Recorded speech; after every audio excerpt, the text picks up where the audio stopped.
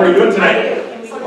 Good. Wonderful to have you all here. My name is Greg Thorson. My day job is I'm the co-director of the Masters of Public Policy Administration at the University of Redlands right here down the road. I'm delighted to be here with you, emceeing the event again tonight. We really have a real outstanding program. I'm so excited to have Anita Matlock here to talk about this really important topic, to have three folks who have done lawn conversions. We've got Julia Lenhart, Paula Taylor, and Caroline McAllister here to talk about their stories with how can we actually do these transformations of our lawns in a cost-effective way. And so a lot of us have noticed what's happening right around town, that a lot of folks are really starting to pull out their lawns. And of course, most of us are real environmentally sensitive and probably happy to see these become more sustainable places. So what I'm really excited about tonight's program, I'm sure we'll all learn a lot. I've been looking forward to that. Is anybody here, is this their first ANCA event? If you want to raise your hand if this is your first ANCA event, welcome, fantastic. Just a little bit about ANCA. Who we are, the goal of ANCA is to reduce the impact of climate change, but also strengthen community bonds. This belief in knowing your neighbors and being able to act collectively and not just be so individualistic. It's great that that's part of our political heritage, but it's also an obstacle to solving problems. It's great if we know each other, it's great if we care about each other, and so we do invest even a little bit of our program into that as well. We also are looking to lessen climate anxiety, but all at the neighborhood level. And so if you'd like to join us at ANCA, it's a volunteer organization, no charges to either, of course, be here. In fact, we've got so many prizes tonight, you're not even, a lot of you are going to walk out with stuff in your hands. So, first thing we like to do then is to get to know your neighbor, the people at your table. We're just going to do this for 5 minutes, because knowing your neighbor is the first step to caring about your neighbor. Whether it's mapping your neighborhood or whether it's solving climate change. So I'd like you to share your name, a little bit about yourself, and then why you're here tonight and what you hope to learn. So let's just take a few minutes. Go ahead and introduce yourself to your neighbors.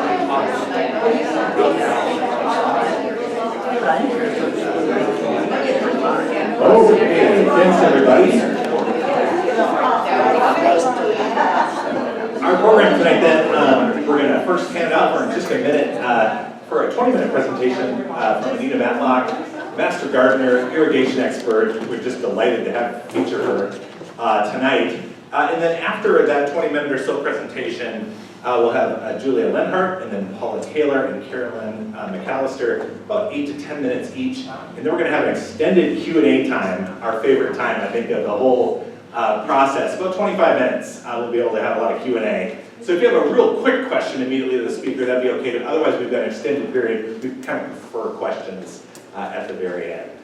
Anyway, I want to welcome tonight Anita Matlock, Master Gardener and Irrigation Expert. Please welcome her to the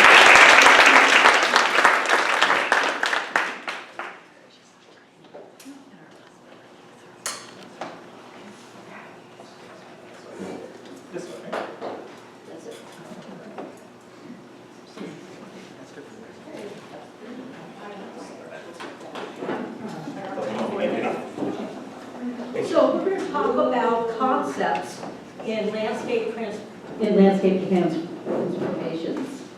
And just briefly about my background, I've been a master gardener since 2003. And when I would talk to people about, if you like growing plants, gardening, you might want to think about becoming a master gardener. Well, you have all that produce, what are you going to do with it? Well, might as well learn how to preserve it safely. So I became my own device, and last year became a master food preserver. And then I started in the irrigation category in 1991. You're right, I was just 5 years old at the time.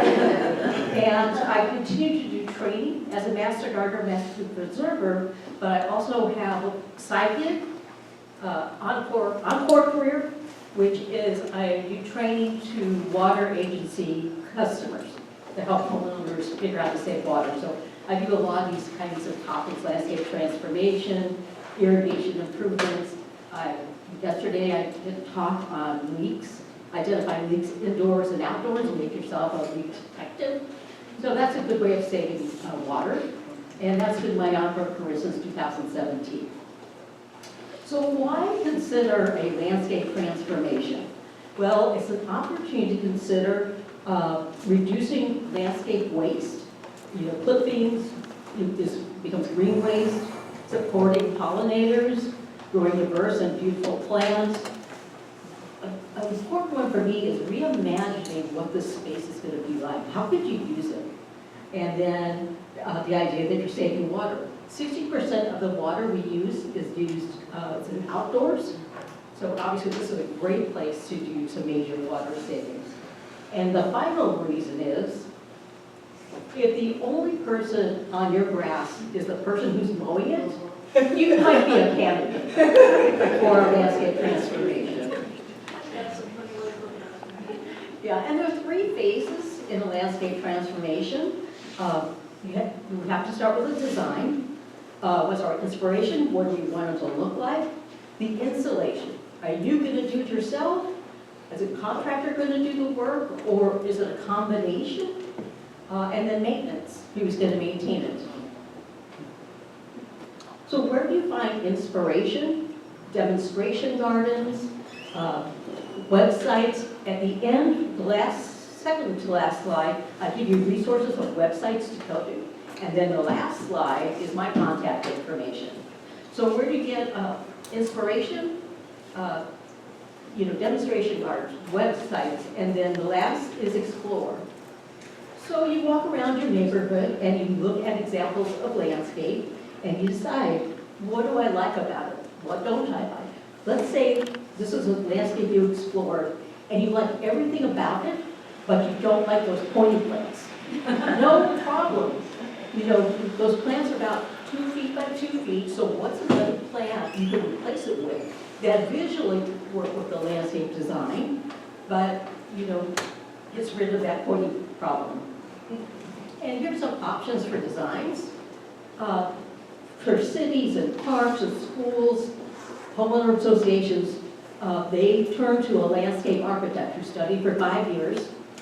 So they're probably not going to want to do residence, but there are landscape architects, 5 years in college, who do like doing homeowner projects. So that's one. Another source is you can get a landscape designer. So they went through a certification program, or you can use a design build contractor. So they'll help you with the design, especially because a lot of times if you belong in a homeowner association, you're going to have to submit plans to get approval. So having plans helps. Water agency websites, and I brought some literature. I only have one of each, but at the end of this, you can walk up and take a look, take pictures of the contact information. And the last is that you could maybe do it yourself, make the design yourself. And there are apps or softwares where you take a picture of your landscape and then you drop in elements, the trees, the shrubs, and two that are free. One is called Ice Skate and one was Home Outside. Yeah, outside. So those are just examples. You can Google. That's how I got them. So there are really, one of the concepts we have to think about is this turf removal. So how do you remove turf? The most common, particularly if you're using a contractor, is going to be a sod cut. And this is a sod cut machine in this picture. There are a number of other methods. Solarization, sheet composting called lasagna method, or flipping and folding over. And so when I went to do some research on this, I mean, I'm familiar with the technique. In fact, I actually teach a longer version of this presentation where we really get into the weeds of this topic, and I explain the benefits of, you know, the difference between them and the problems with one or the other, so that you're really educated and aware. And then another concept we have to think about is plant selection, and there's a lot that goes into it, but at a 30,000 foot level, the right plant for the right place.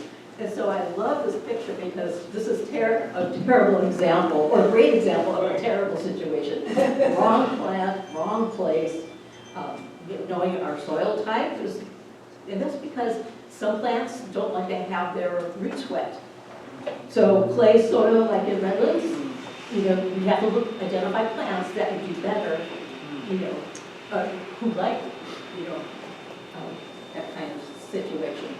Another factor is called hardiness, and that's really how cold the plant will accept. So, you know, bougainvilleas do well in lots of parts of Redlands, but we lived in Redlands and we lived on San Antonio Canyon area. It was a lot colder, so, you know, where bougainvilleas don't like it below 30, and you know, you get some wind, some night winds that would bring it down. So those are the things we keep in mind. Think about the size of the plant and maturity. So if I'm a plant, and at maturity I'm 5 feet, oh, right at 4'11", but that's okay. You know, but at maturity, you know, you want it to be, I'll have to model this. Okay, 5 foot. You put this right on the edge of the sidewalk. No, you're going to bring it in, so the placement is critical. And bottom line, you like the look of that plant. So there's a concept I want to share with you, and it's called low impact development. And it's using strategies of collecting rainwater from like the roof and then keeping it on site. So this is an example of a dry riverbed, and that's something to keep in mind. And actually that's my landscape, that's my house. I'll go into more detail in a minute. Now, who's going to maintain this garden? Are you going to maintain it yourself? A lot of the landscapers are pretty familiar with how to maintain natives and well-adapted plants. You don't see hedging them any longer, but you can look for a certified professional, and there's a couple resources for that.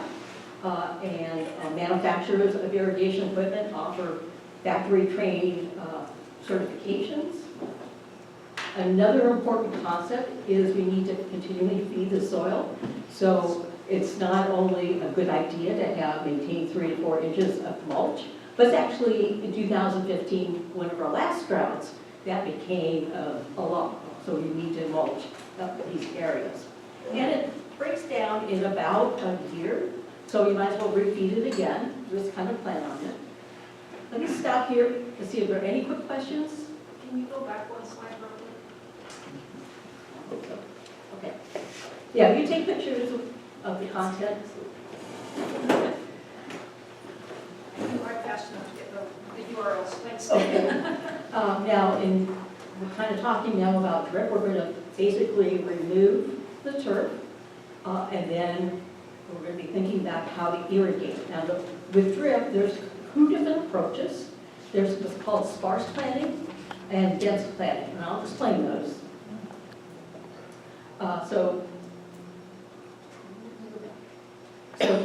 Sparse is where the plants are 3 or 4 or 5 feet apart.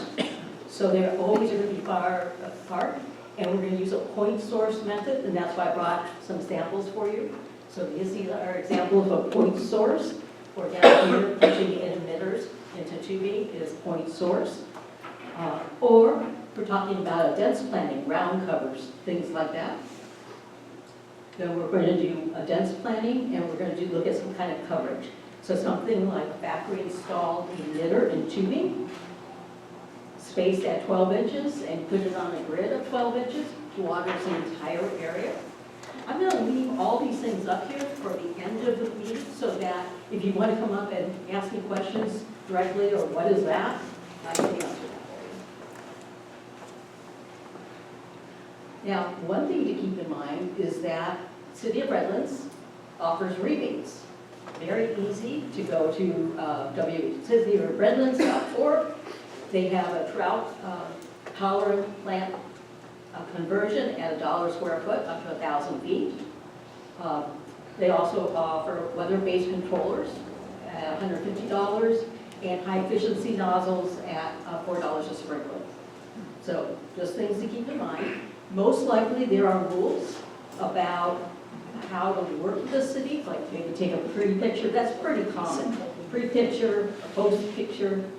And then also some of the rules for how much plant material you can have. I know when people started doing these landscape transformation 10 years ago, people would put like 1 or 2 plants in there and the rest of it was rock. I used to joke because I was a product manager at Rayburn that I want to be the gravel product manager. Okay. So this is my yard with the on-site water retention. And you can't see it in the photo, at the far end, which is closer to the driveway, there's actually like a drainage ditch, so the water stays in and doesn't go out on the street, it stays on site. A couple of other things we've done is we added, you see pavers, so again, we're keeping the water on site, and then even on the back, we were rethinking about your landscape. We added a patio. And we had this great thought that we would go out there and have our coffee in the morning. The only time we really use it is Halloween. So we're going to be sitting out there when all the little kids come by, and it's great to see the neighbors. Okay, so how did we do it? We used a landscape design software because we did it in about 2015. And so there wasn't really apps at that time, but you could add elements. Think of it as, when you're painting a house and you want to paint a room, and you take a picture of the room, and then you play with the different colors. Well, this is the same thing. You're dropping in elements. So it's a great way to formulate what you guys want to see, and then be able to communicate that to wherever is going to, help you with the design. So in this case, we use a design-build contractor, and they nice about that is they created a design from our little picture to, we can submit that to our homeowner association. So if you have an HOA, they're going to want to see plans. And I don't know if the city also wants to see that, wants to see plans if they, if you don't have an HOA. I'm not sure. But they'll explain that when you go to the website. And they removed the turf and the irrigation system and replace it with a drip irrigation system. And then our regular contractor maintains the landscape for us. And this is where you will want to get up and take pictures of this. This is local resources. So City of Redlands, the wholesaler in this area is San Bernardino Valley Municipal Water District. But we work very closely with Western, which is like Riverside County, Eastern, which is Eastern Riverside County, and together they funded a website called IE, watersavingsplant.com, and to get great ideas of plants that do well in our area. And another great resource is bewaterwise.com. A national site for the state of California is called saveourwater.org. And they show a lot of transformation projects, so that's something to keep in mind. And then I'd like to say the source of all wisdom, technical wisdom, would be UC-ANR, so the University of California Cooperative Extension, which is that's the program I'm part of, EDU. And that's where you get the actual technical information. For instance, I looked up on the website, and it talked about all the ways you can do the turf removal. It showed pictures, it explained it all, so that's something to keep in mind. But in my longer talk that I do about 2 hours, I get into the weeds on that stuff. Okay? And then, have we inspired you? Oh, good. And we'll take more formal questions at the end, but this is my Gmail account. So if you have a question for me, just send me an email, and I'm happy to answer it for you. And with that,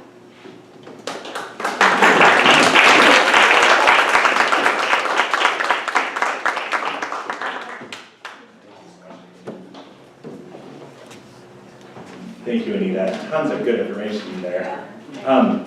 So now we've got a really cool part of the program. 3 of our local neighbors who have done conversions as well, who have brought pictures and slides and stuff, and we'll talk about their stories. So we're going to take them in order. Julia Lenhart, Paula Taylor, and Caroline McAllister. And Julia, could you come on up?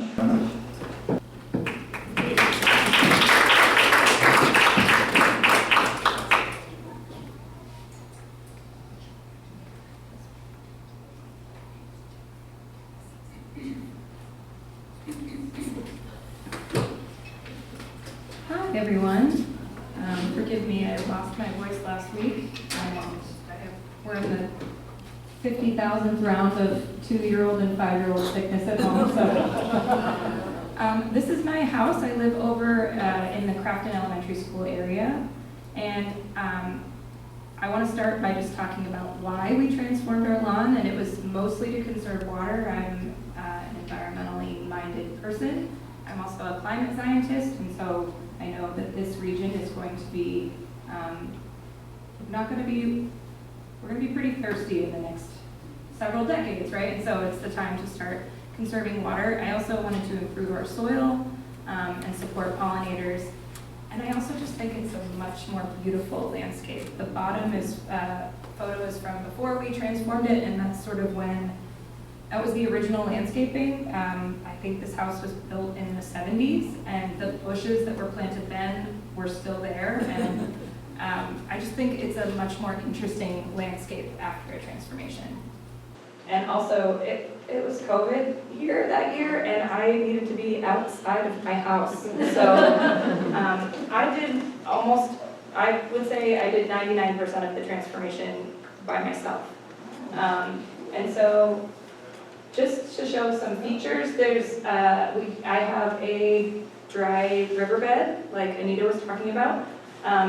That's sort of the main feature of the front yard, and I have a completely decorative looking river along the part right next to the street. It doesn't serve any purpose. It's just aesthetic. Because a friend of mine had river rock that she didn't want in her backyard, so I went and dug it all up and just put it on my own lawn. So we have a dry riverbed, which I got this extension in the top left image. You can see the extension of the gutter coming down, so all the roof water is directed towards there as well. And it ends in a much deeper, broader kind of area right at the sidewalk, so that it catches a lot more water. And then we have a flagstone walkway, which really I was at the wrong place. We got all of our materials at Sepulveda Rock Materials or Building Materials out in San Bernardino, and they have this really crazy sale on this one type of flagstone, and so that's what we brought home with us that day, and that's our walkway. And then I have natives and non-natives. Everything is drought resistant, but really I chose a lot of these plants based on convenience and price, and I really got into just going out to nurseries, especially because it was COVID and they were all outside, and so it was something that was really safe to do. And we have a lot of river stones and rocks here as well. So our yard, and you can see the flagstone leading up to the front and the top there. Our yard is around 3,000 square feet. I did the design by hand. I just went out with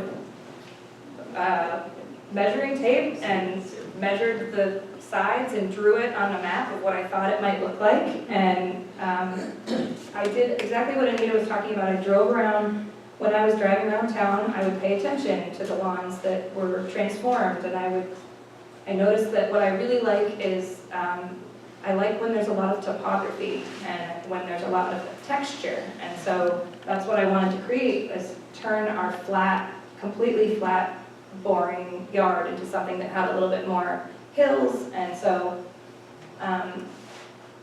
the trees we have planted came from the University of Redlands tree giveaway. And so two of them are doing really, really well, and we only got them a few years ago, and they came as little tiny seedlings, and they're 6 feet tall now, and all the stones, and also we used disintegrated granite? Decomposed, thank you. Decomposed granite, we have that on the front yard as well. And so with Sepulveda, if you do all of your ordering at one time, then it's one delivery cost, and so they'll bring so I had a driveway full of rocks and DG for about 3 weeks.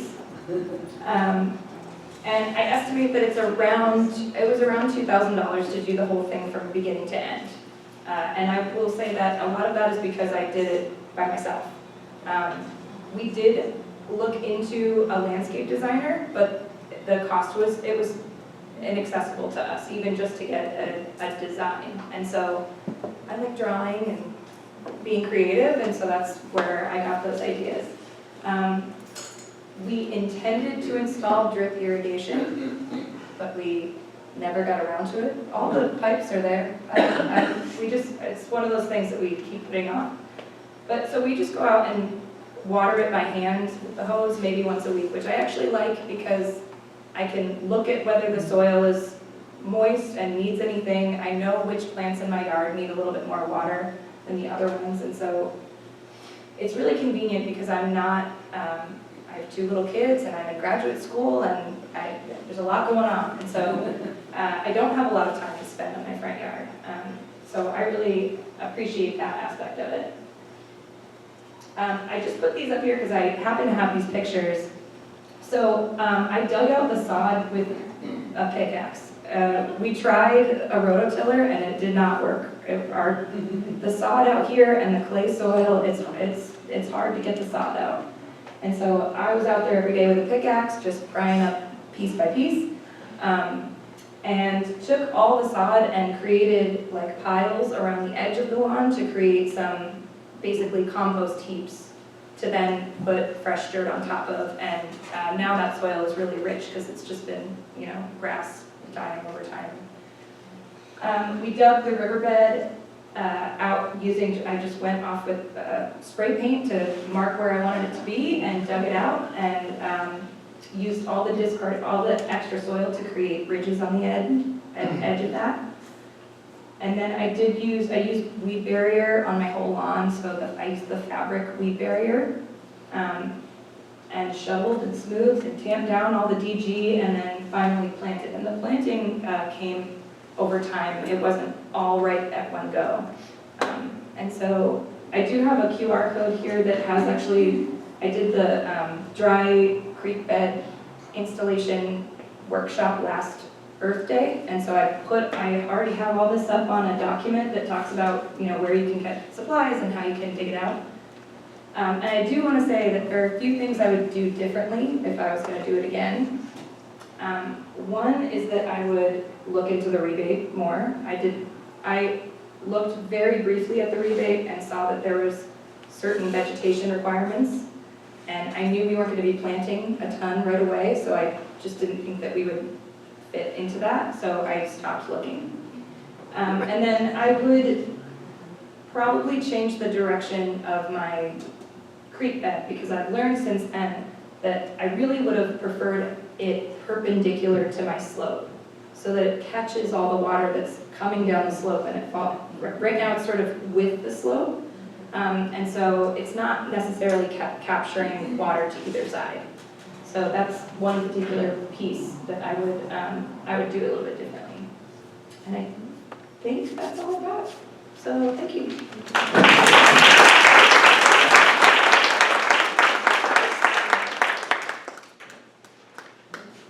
Thank you much. Thank you so much, Julia.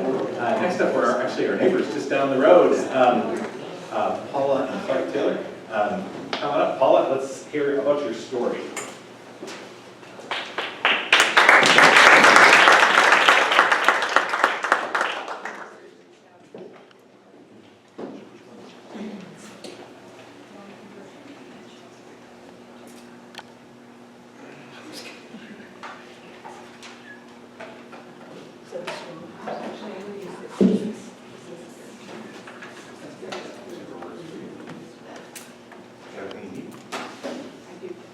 Thank you, Greg. And thank you to ANCA for providing this opportunity to be able to learn about all of these things. I've learned so much already. I'm so happy about it. Lawn conversion. We're at 934 Campus Avenue. If you want to take a screenshot, and anybody's welcome to come by and look at it up close if you would like to. In 2017, we decided to compost our lawn in place. To utilize the existing topsoil and the biomass of vegetative matter. We found detailed instructions on doing this as we were noodling through, and we found UC Davis website had a really excellent resource for the, it's called a cardboard and mulch system. The existing yard is 1,300 square foot of lawn. The soil is excellent sandy loam consistency. Sidewalks and driveway provide the hardscape perimeters. The irrigation was not used, and we capped the sprinkler heads and left them in place. So that's the date we made the bid on the house, in February of 2017.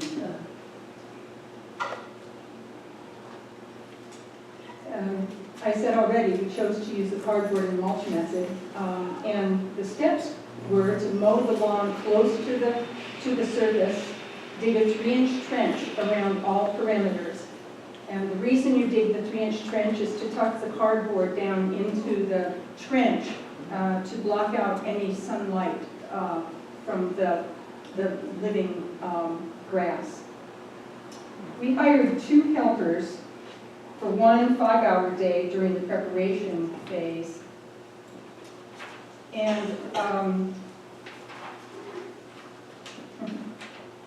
And we used our moving boxes. We removed the tape and all the labels, and we flattened the boxes. And we also used a partial roll of construction paper. Now this is the large roll of paper that contractors will use to mask flooring. We ran out of our moving boxes. We never thought we would. We had so many of them. We also, and I said also that we tucked it into the ditch. And then we hired the same 2 helpers. You see Lucas and his wife Roxana there helping us to layer. We layered the cardboard ourselves. We did all that. And then we layered 6 inches of compost and 6 inches of mulch. And those were delivered by a local company by dump truck. So where your yard was filled with rocks, our driveway was filled with compost and mulch. And we worked diligently, and we got it all done in 1 day. Now I will point out here, you see 2 live trees there in the front. Well, we had just moved down from Oak Glen, where we had an apple orchard, and it snowed a lot. And we were so excited to be in Redlands that we ran out real quick and we got orange trees. The orange trees were, we quickly saw the error in our decision there, and we moved those to the back of the yard. So it took the same 2 helpers 1 5-hour day to apply both the compost and the mulch, and then we let it cook for approximately a year. In other words, that compost and mulch got so hot that there was not 1 scrap of cardboard left.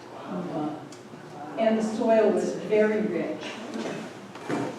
We spent, like in the next one, re-landscaping. We started re-landscaping October 27th, 2018. So that was almost 15 months from the day that we started composting.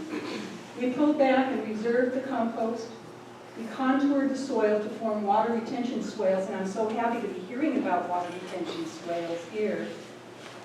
We created hardscape with native boulders. We planted 2 large mesquite trees after we ditched the orange trees to the back. We chose core plants from 2 nurseries, and we installed drip irrigation. Water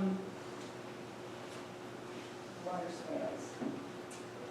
We spent 1 week reserving the composted layer ourselves, and then we hired 1 person for 2 5-hour days to help create the water retention swales. And that's already been explained somewhat. And what we did with water retention, and it's not in this screen, it's another one, but we have a drainage pipe also that comes down, and we created a under the surface retention area, and then from there we had a septic pipe that we took under a walkway out into the general area. So it comes out kind of where that little grouping of rocks is where that subterranean pipe comes out. And so all the water that comes off the front of our porch goes there. And I'll talk about that a little bit later. We make, we have brilliant ideas and we make mistakes and we learn from them and so on. I'm going to back up actually.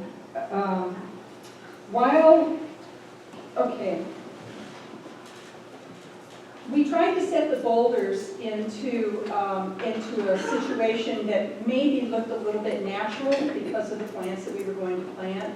The big boulders there in the corner are holding up part of the raised area, so that to the left is a raised up area.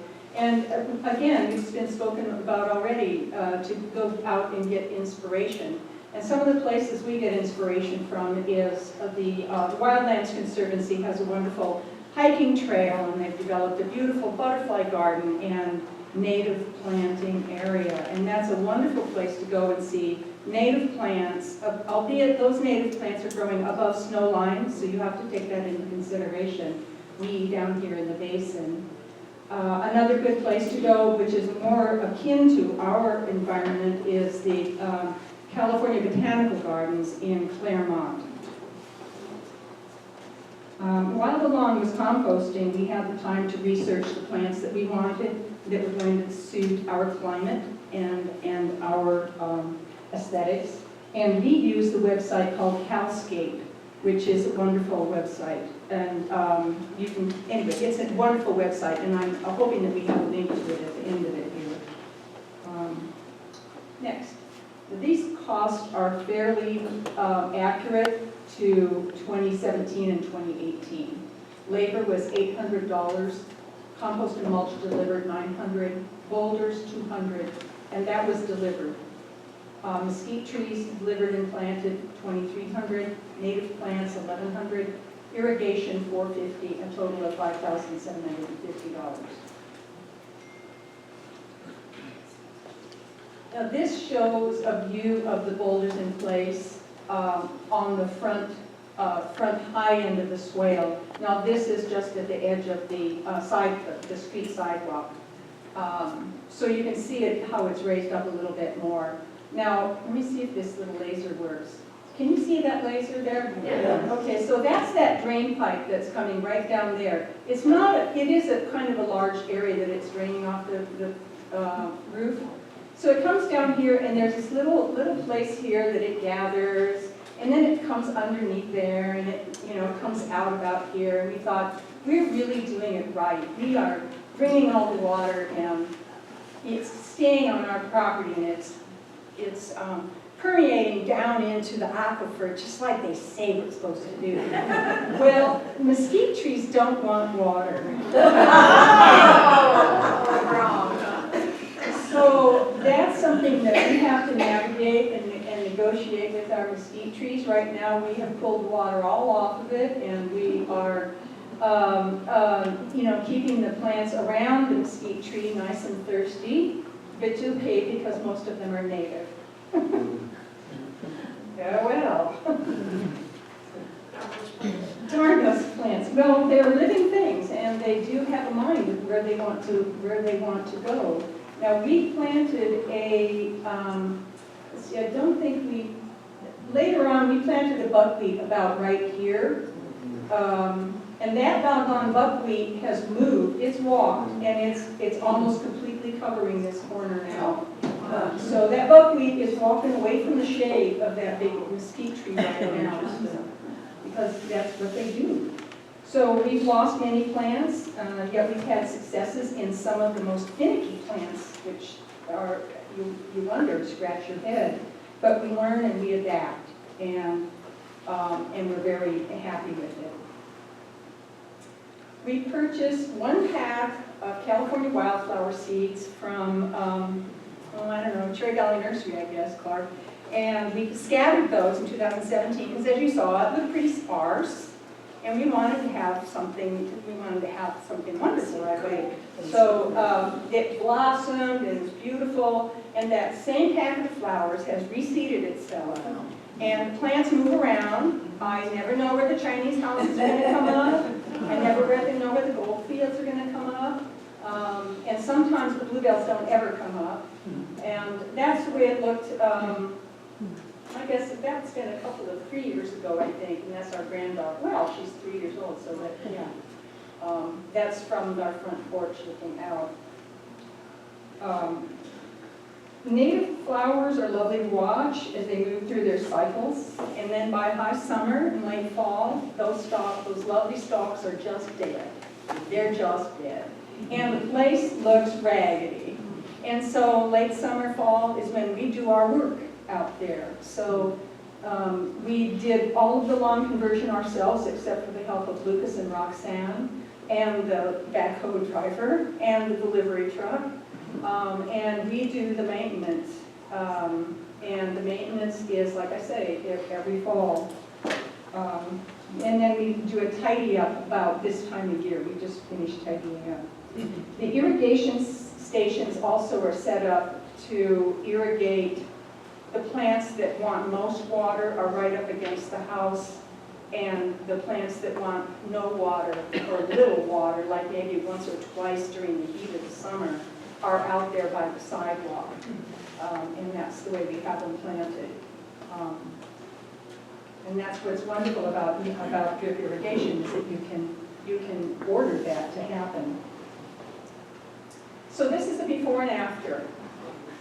So this is the picture that we saw before. That redwood tree, it was dead when we moved there. And so the city of Redlands took it out, thank goodness, and they chipped the stump.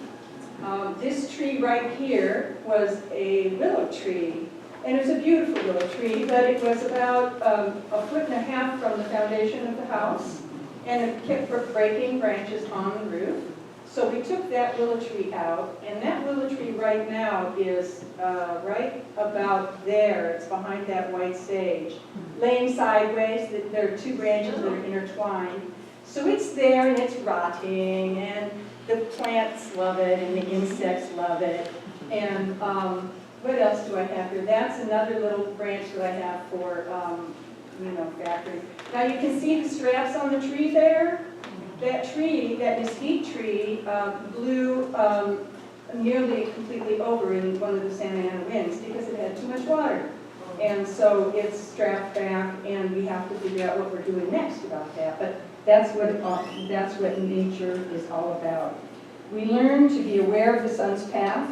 And we talked about the mesquite trees, and we learn to be aware of the plant's mature size, to plant accordingly. Don't crowd them just because you feel sorry for them and you think that they want company. Thank you very much.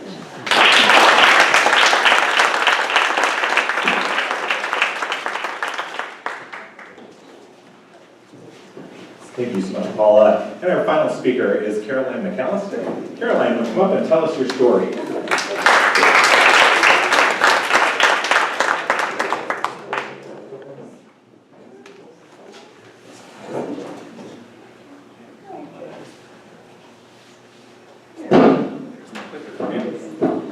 So I'm glad you got some technical information because I offered none.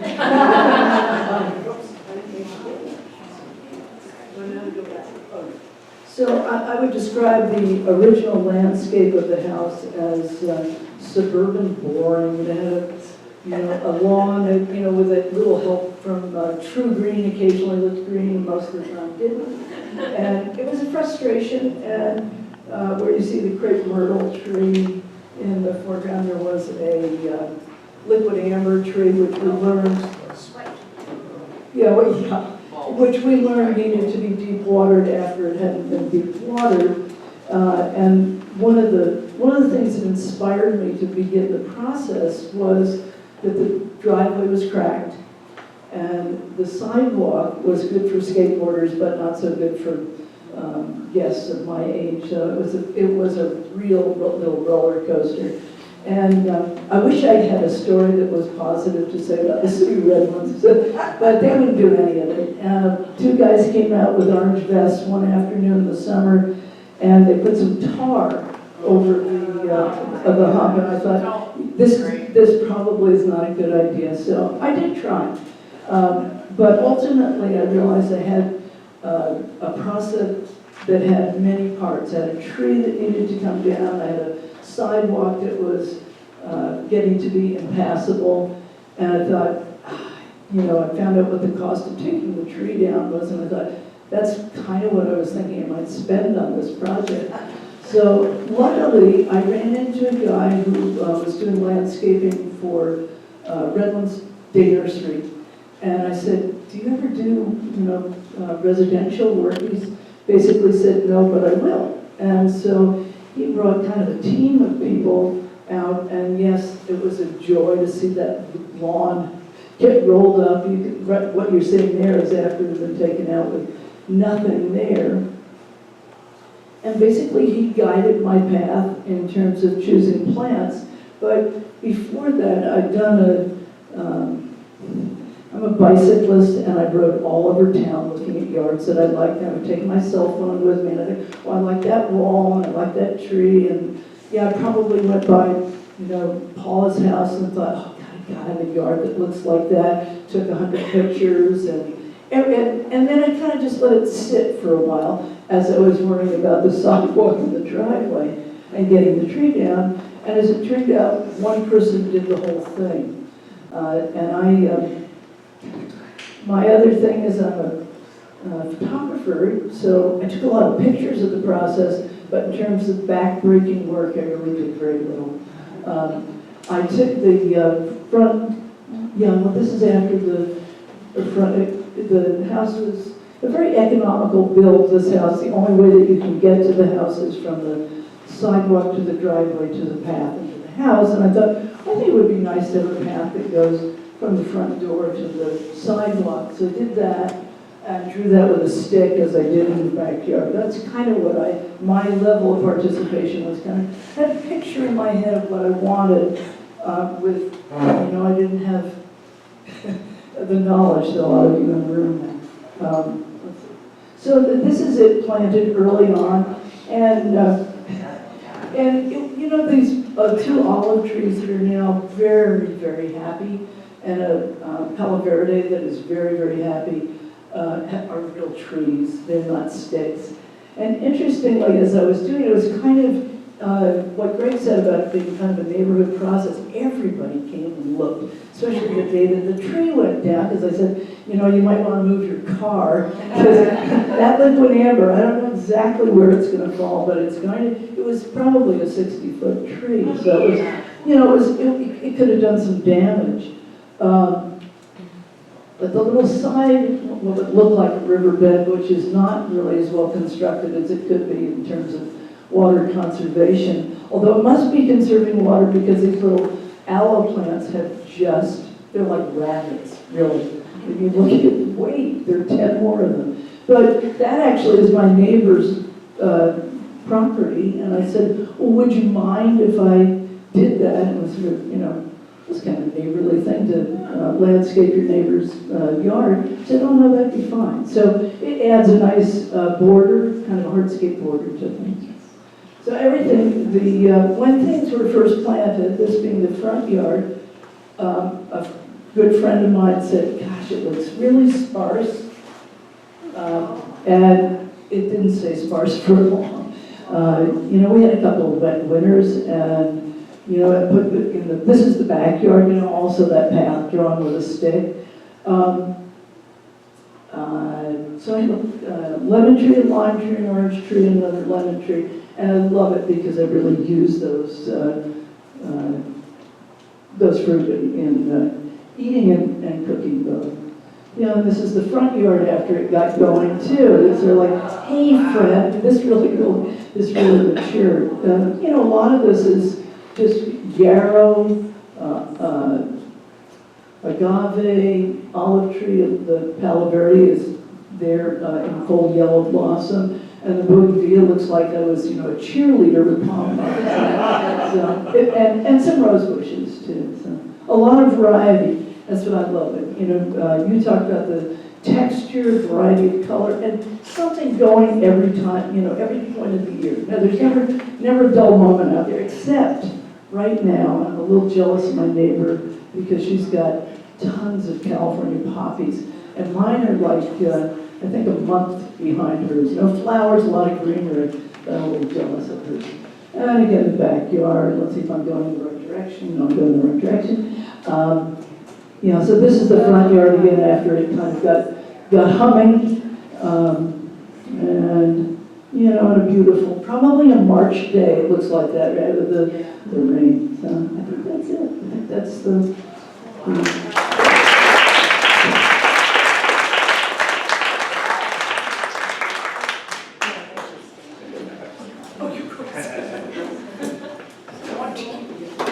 Great, so I can ask all the speakers to come up to the front for a Q&A session.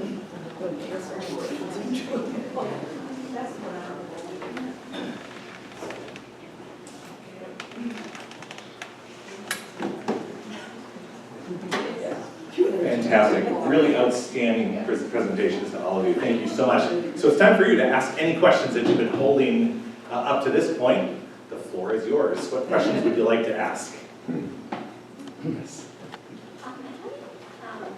Plant for gophers. We've had. Plant or plant? Who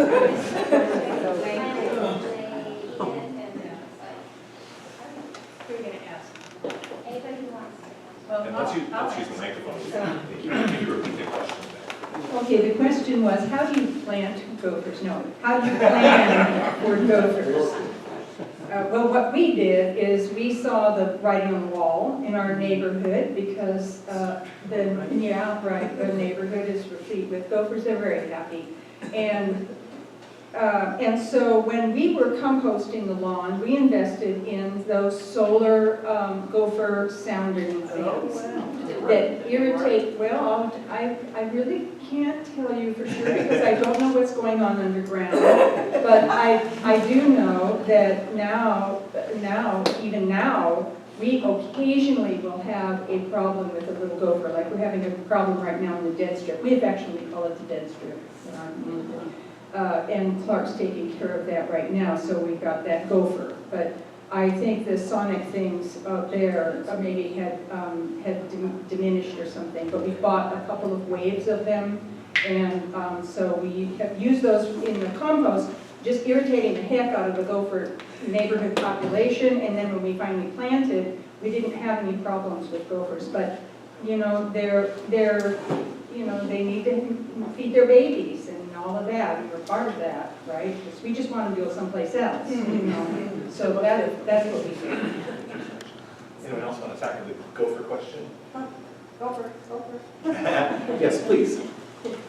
I had many problems with gophers. My whole front yard, 7 years ago, I mulched it all, and 7 years later, you couldn't see the mulch, you just saw mounds, you saw thousands of holes. And I redone that whole thing just a few months ago where I put some leaves, I had my garden put leaves on, put some mulch, and make some little garden areas with all my baby succulents. And I'm still seeing some gophers, but in the last 2 weeks, I don't think I've seen any holes. So when I see a hole, I understand now that the mound that you have is where they're digging their tunnel, and they're scooping out the dirt, and they close the tunnel, but then they have the outer part of the tunnel, which is a hole, and you can see that. And I read someplace online, a way to repel them is they don't like dog poop. So I collect that dog poop, and when I find a hole, I put it in there. Oh my God. Another thing they don't like is coffee grinds. So I put in some coffee grinds. I sprinkle the coffee grinds all over the yard. But maybe the dog poop is working, because I haven't seen a hole in it actually. So I don't know, maybe that's the Thank you so much. Wow, that's interesting. Good. By the way, just a show of hands, how many of you have actually converted your lawns already? Oh, wow, impressive. Maybe you want to share some of your knowledge too. How many of you are additionally planning to convert your lawns? Somewhere in the middle. Outstanding. Great, more questions that you have for our panel. Yes, please. Weed control. Ah, Yes. what strategies for weed control? Well, if you're using a contractor, I especially who's been doing maintenance on it, I talk to them and say, look, I'm doing this project, you know, how much would you charge me more to kind of keep on it? You know, so that, because what you want to do is make sure after you remove that turf, that the grass doesn't grow back. So, paying for a little extra time to just kind of keep on it. The mulch also helps for weeding, because it keeps the moisture, you know, collected, so it's a little easier to get it out. Does the contractor spray? I don't have one spray. There's no caustic sprays? No, I'm good. Yeah, and there are, at the ucanr.edu, you can Google, well, do a research in a search bar and look for safe recommended ways to, and products that are Is safe. there like a vinegar mix anybody uses? And so you have to use a tested recipe, a tested approach. So that's where the ucanr.edu would have everything. It's usually Davis, and it has everything that's been tested. So they have tons of stuff, information. I've had people tell me in presentations, oh yeah, you just do this, and I'm like, was that tested? No, I saw it on Facebook. Oh yeah, sure, it's been thoroughly tested, yeah. Related question, follow on. Can I solarize or do the cardboard thing under a tree without killing the tree? Yes. Because it's composting, you can, it's just the action of composting, and so you don't have to have sun to do that. It's the microbial action. I was more worried about the heat. Oh, you mean the heat on the tree? Well, the Because trees, the roots are really shallow. what kind of a tree is it? I don't know. I don't know. Well, it probably has deep roots too. It, hopefully. Yeah. I don't think it gets that hot. Do you think it gets that hot? No, I don't think it gets that hot. It's not going to be more than 100 and, Yes. I don't have a question yet, but I did want to point out that can you remind people that we hung up information about that they can take a look at over there?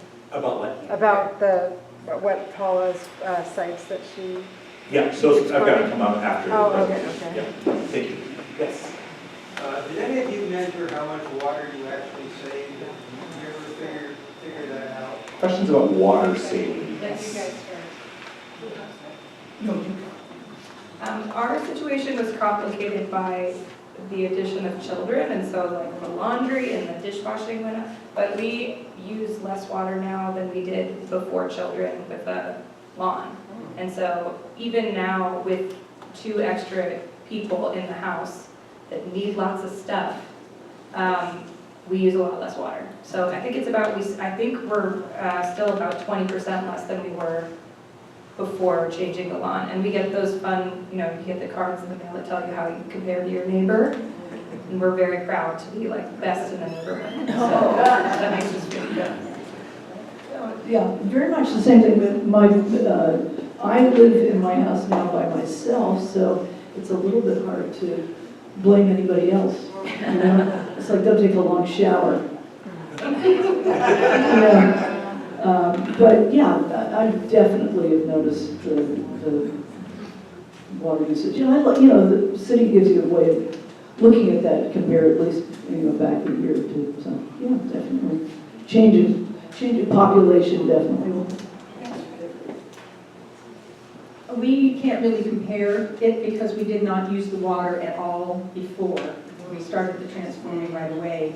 And also, although we are saving a ton of water in the front yard, the backyard's given over to a full-on garden. And the 3 citrus trees that you saw moved. And so all of that irrigation has to happen, although that is all on drip irrigation also.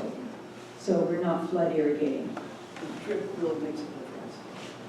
Yeah, Anita, some of your data had showed 60% of, 60% is, 60% the water is in the house is used outdoors. So anytime you're replacing that, not having to water as much, that's a big impact. Greg, I just want to say that I'm an engineer, so I mentioned my water use. And I did a conversion about 6 years ago. And I had reduced my water use by 2/3. And I have different irrigation plants. And I have a swimming pool. But, yeah, it was phenomenal. Fantastic. How much water you use on a lawn is more than an evaporation on a pool to keep it green inside. Yeah. But it seems different, that you have to make those decisions with intentionality. Part of the design plan is there's such a high variances in there in terms of citrus trees versus native plants will give you a dramatic different utilization. I was going to just add to that.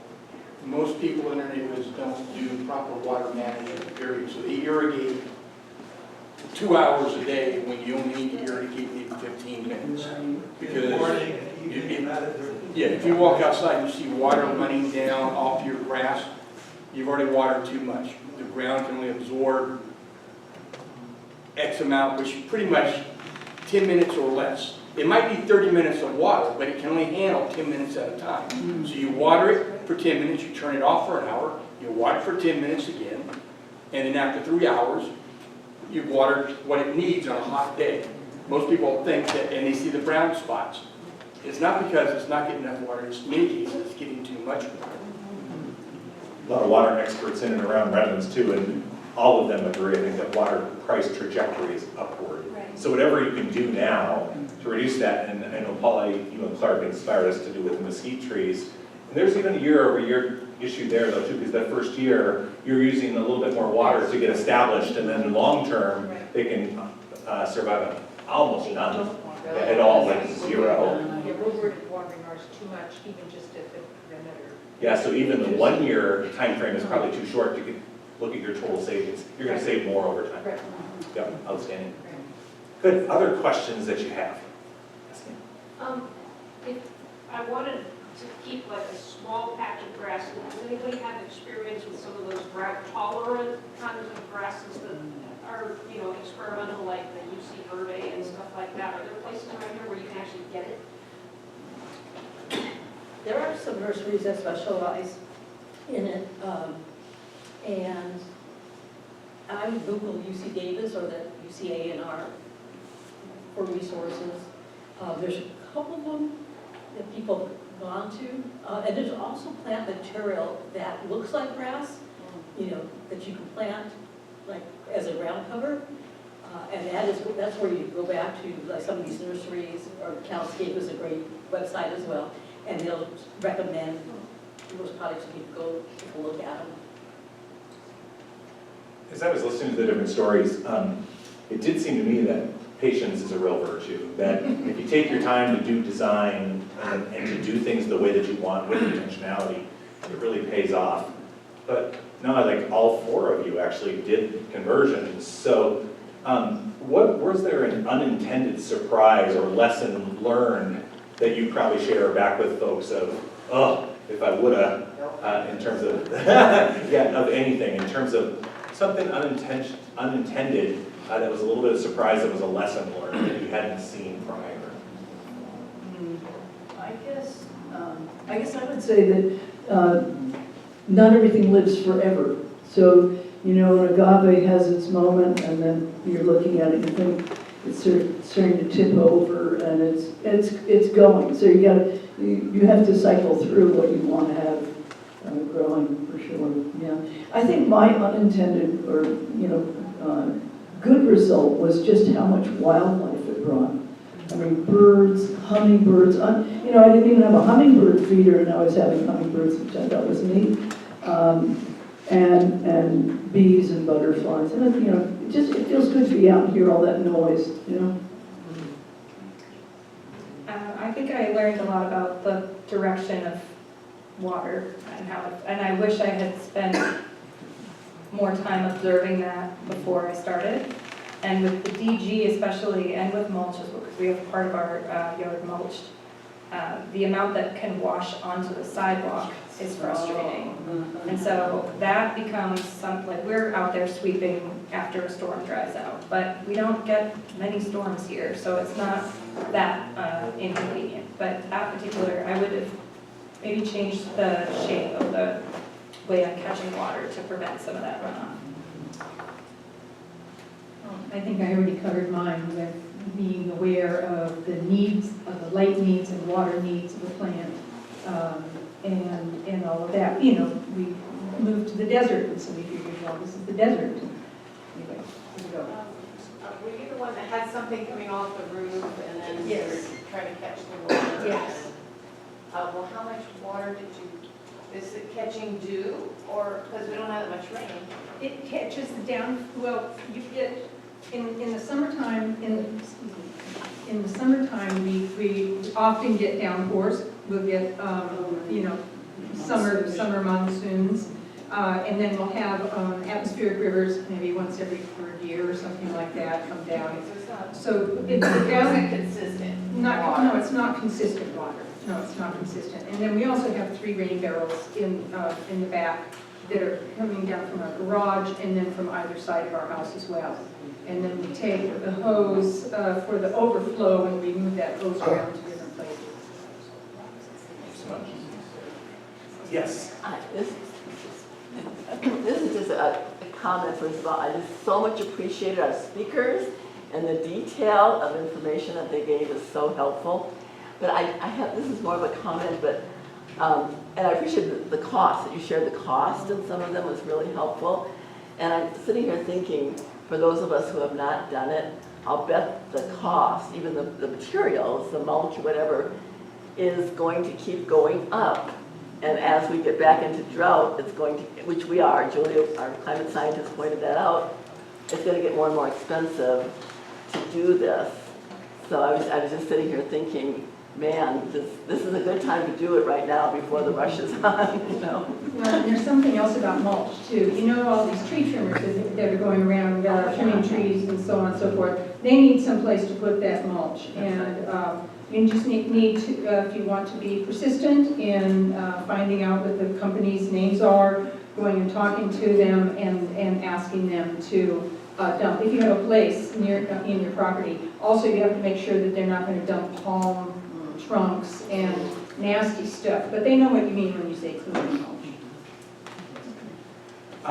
Yeah. Sorry, just for mulch, there's also one stop in the canyon that gives away free mulch. Fantastic. One stop in the canyon, free mulch. Yeah. I think some mulch there. How do you get it free? You bought the nice one. I've got the nice stuff. Those of you who have converted your lawns from the onions, do you have any other recommendations, tip, or lessons learned? I learned after I had a couple of broken pipes in my front yard, and there was like a water feature in my front yard, and I was at home.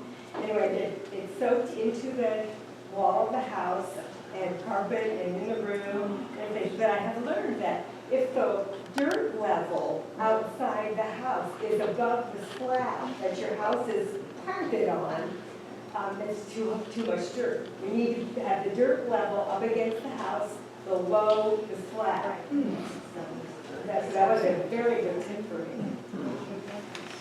Fantastic. Greg, we're away sometimes, and I heard, out on the internet, there's this thing called a flume that some of you might have heard. It's about this big, and you put it, and there's a rubber band that you kind of put on your water meter, and then there's a little Wi-Fi connection in your house, and then you can see exactly what your water's doing. It was $200. I've had it for 4 years now. I think it's worth it. And so, for example, if on Tuesday your normal water flow of your irrigation system is, 8 gallons a minute, and then on one day it's 10 gallons a minute, then you know that you have a leak somewhere.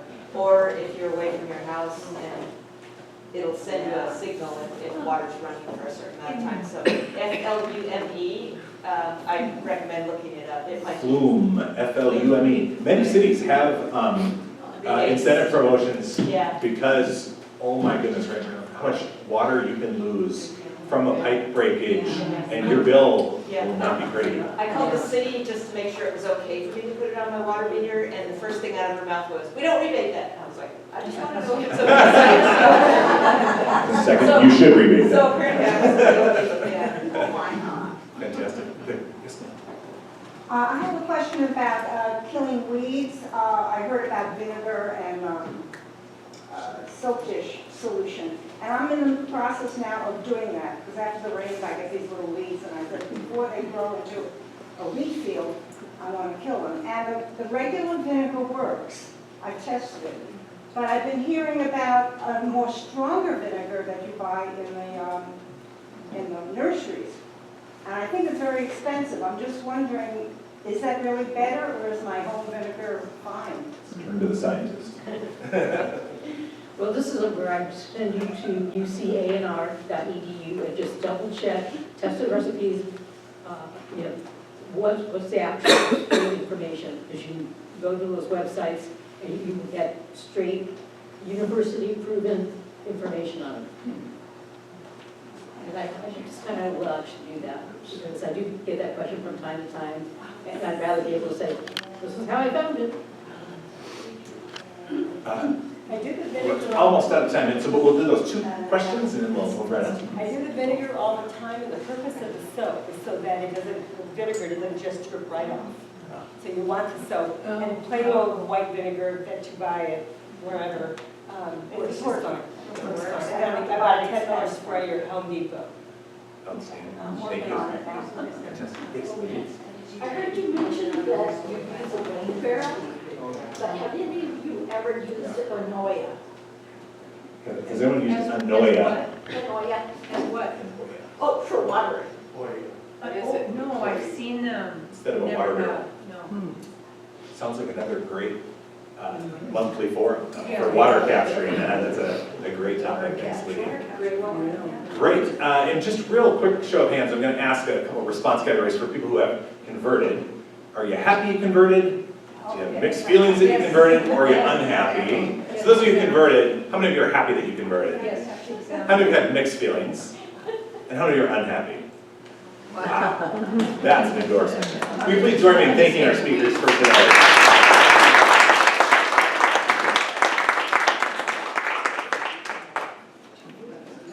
Fantastic. Thank you, everybody. Great questions, too. So a special thanks, by the way, to Dick and Levine for coordinating this program.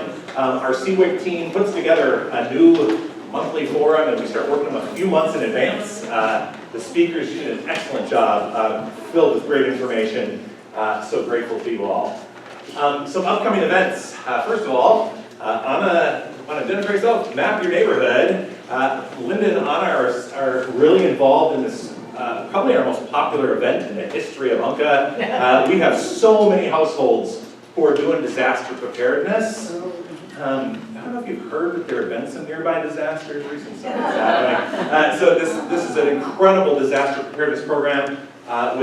It's sponsored, by the way, locally by Bergeson's. But CERT curriculum, FEMA curriculum, and we've got this great process, and speak with Anna about that. By the way, we've got all of these slides of mine hanging up on the door if you want to look for little links, because we put QR codes in just about everything these days.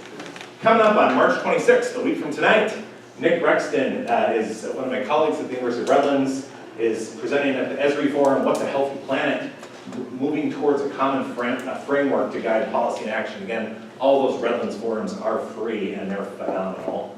Coming up on March 27th, Ron Running is running a discussion of the parable of the sower in our Redlands ANCA book club. Another thing that's really been discovered in this last year, rediscovered again, an incredible climate story as well as background to that. Then we've got an incredible Spring Native Gardens Ramble coming up by the California Native Plant Society, coming up on March 29th. And so we've got some information there, as well as a QR code. Both Redlands and Riverside Moreno Valley Gardens open for going to take a look at some of that. Our all-volunteer meeting is coming up Monday, April 14th. You're free to join us. You can come to the forums. Welcome all the time. We love having this great attendance. We also, if you'd like to come and plan and be a volunteer in our organization, we would so be thrilled with that as well. Join us. There you go. Oh, stop. Earth Day coming up. We got so many events in Redlands. We live in a great community. We have a volunteer orientation coming up on April 16th. And then coming up here, Earth Day 2025 on April 26th, where we'll have a day of climate action.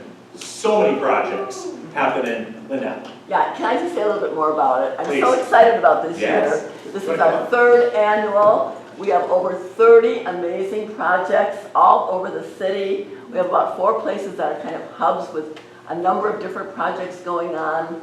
I mean, it's just everything you want to know about our environment.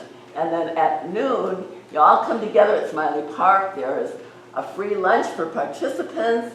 There are tons of information tables with, if you missed one project, you'll find information about that project at the tables.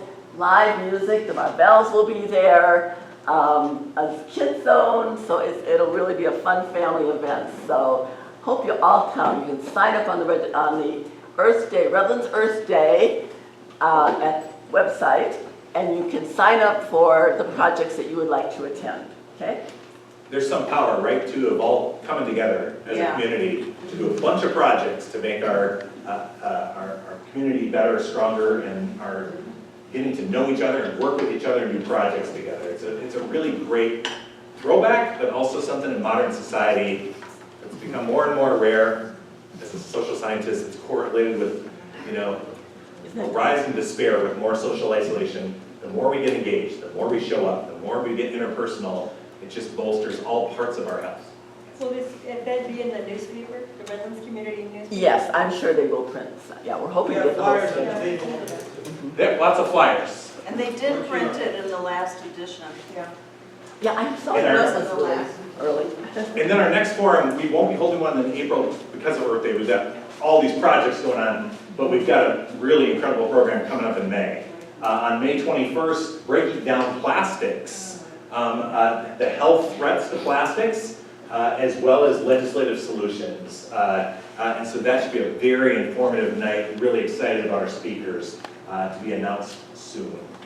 Is that going to be held here? It will be right here, again at 6:30 p.m. on Wednesday, May 21st. Every third Wednesday, if you just want to put it on your calendars, come on over and participate. Then, always important to do evaluations. We need your feedback. And so, when you came in, you should have received much Merry Christmas as well. And then just last but not least, if you would like to consider supporting ANCA, $1, $2, a coffee, $5, whatever. You can get coffee or something. Anyway, but feel free. We have Venmo accounts, PayPal, and we'd appreciate anything you can offer. And thank you all so much for being here. Oh, and an old-fashioned box that takes cash and coins. Whatever you got. Thank you all so much for joining us. We really appreciate you coming out tonight. Have a wonderful evening.